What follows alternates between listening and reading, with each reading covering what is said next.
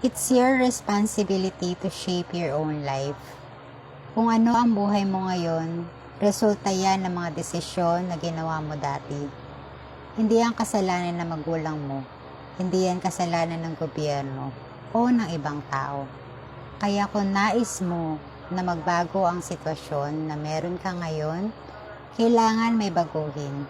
Dahil kung walang babaguhin, walang mababago. Alis ka sa comfort zone mo. Huwag ka matakot sumubok ng mga bagong bagay. Napakadami information ngayon sa internet paano mag-grow. Learn, then act. Kung mabigo, bangon ulit. Dahil sa bawat pagkakamali, dun ka matututo.